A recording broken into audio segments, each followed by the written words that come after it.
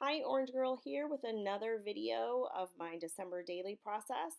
I'm on days 11 and 12 today, and this is a mess here, but what I did is I have a couple of photos here, and I went through and I found some items that sort of matched my background and my ideas and threw them on my desk. And some of them make the final cut and some of them don't.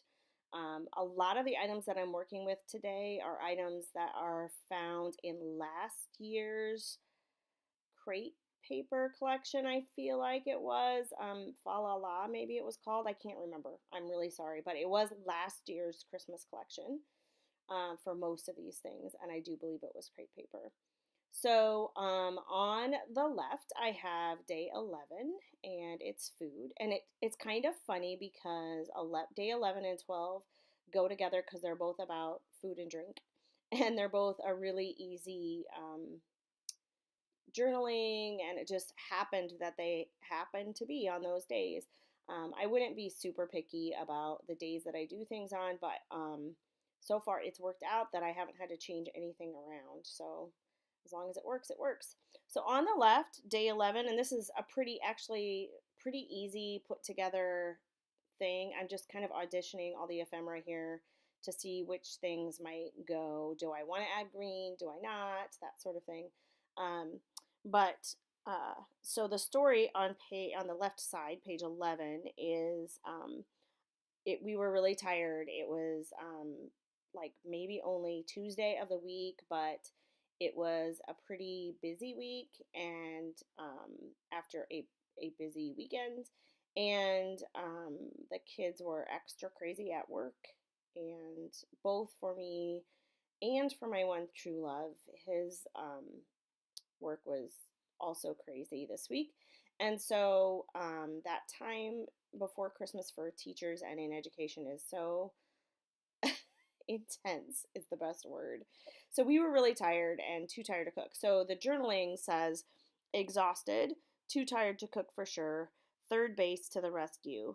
For the record, the wine was well earned.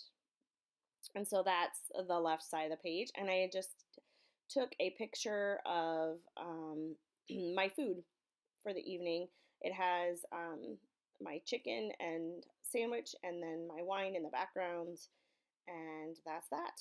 So I'm adding a couple of tags to the left side, and I'm trying to decide what kind of a title or something that I might want up there above it, and I'm trying to decide how many layers I want behind it. So I was a little, stuck, so I went ahead and put paper, tissue paper behind both my photos because I usually do that. And now I'm coming back to attack this page. I do end up finding something to put behind my photo as another layer. If you've been watching my process videos, you'll know that I've been trying to tie the two pages together, even though they're two different days. And the way that I have done that, even if the topics are very, very different, is I've tried to tie the two pages together using different colors. So I need a little black and white on the day 11 page. And so that's kind of what I'm looking for, is some things that match, that are black and white, that can tie into that black page over on the right. So I found this twine that came in the holiday hipster kit from Clip Kits, and then I used that to tie those two tags together. I also added a little bit of adhesive to that so that they won't come apart. The tag that's underneath the happy ho ho ho to you is a tag that it looks like a recipe, so I thought that matched and kind of went with the whole idea.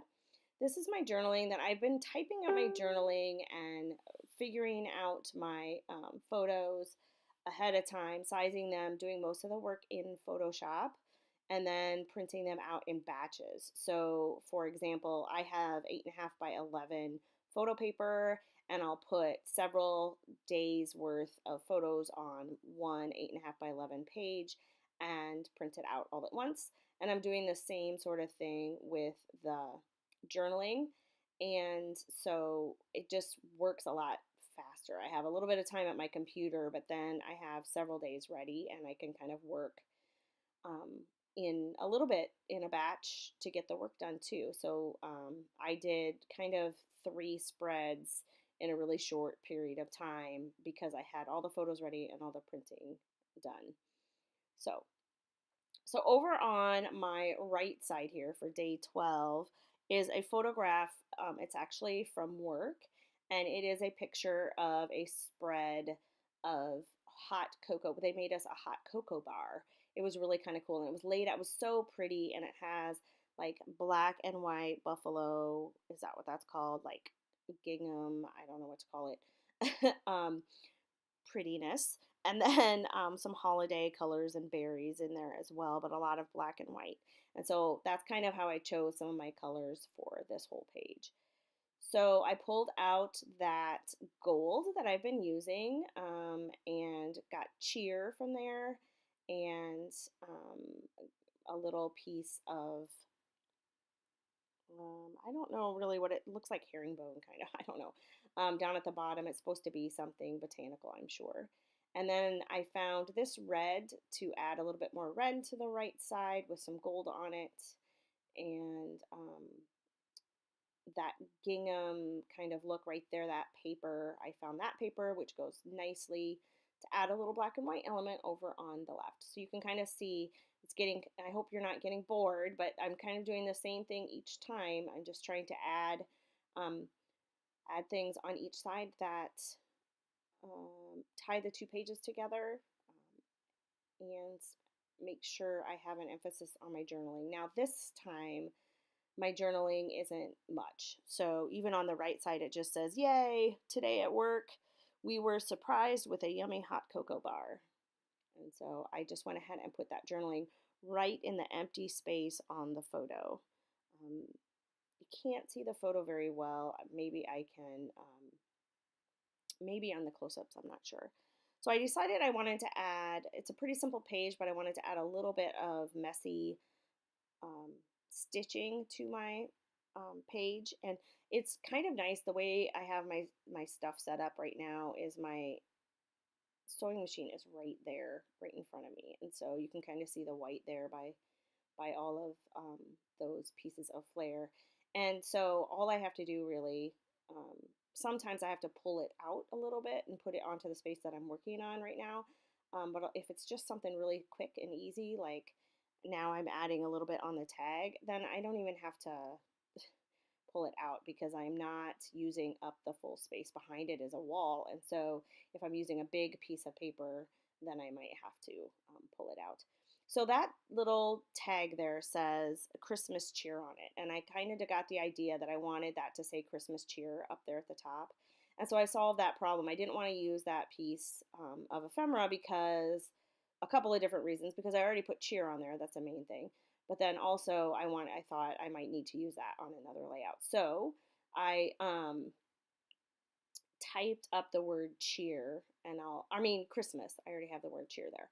And I just add it above the word cheer, and then that's my title, Christmas cheer, and it worked out really well. I add a little bit of stitching, I think, over on the right as well at some point here. What I was doing there was adding that piece of red behind my photo. And because I have the pop of red in the little banner that says Mary, I wanted the red to be bottom and right side of the photo because the left side and top of the photo is where the Mary is. Does that make sense? And I just thought it made it look a little bit more balanced. Not symmetric, but definitely more balanced. So let's see, I'm almost done here. I need to finish gluing some things down and then I add that little bit of stitching. Oh, and I do add one more thing. It's probably one of my most favorite things on the layout. I add a piece of flair from a Flair for Buttons. It just says Believe on it, but it has red. It's not even meant to necessarily be Christmas flair, but it has some red in it, and it looks perfect. It's right there. Yeah, I just pulled it out when I was working on a layout, and I thought, oh, Believe, that might work for Christmas. So I just pulled it out and laid it on my desk, and sure enough, works perfectly for this. So I put a lot of Merry and Merry Christmas and those sort of things over on the right side because it was kind of a Christmas gift to us that we had this. One of our social committee is the one who kind of arranged it, and it was a nice little, you know, it's hard to get through this time for teachers sometimes right before Christmas. Everybody really, but I feel like teachers are having to deal with, you know, students all day long as well that are all hyped up and and also trying to teach them things when they're all hyped up. And so it does get a little complicated, and there's all these extra things to do. And so it's nice to have things like this happen, especially a surprise, because it just kind of it feels good. It's a great place where I work. So there's the 2-page spread, and here's page 11 and day 11, and here's day 11 close up, and here comes day 12. Thanks a lot for stopping by. I have another one that is done and ready to go live here soon. So I'm just going to be adding them randomly as I get them finished. Thanks a lot for stopping by, and I'll see you in my next video.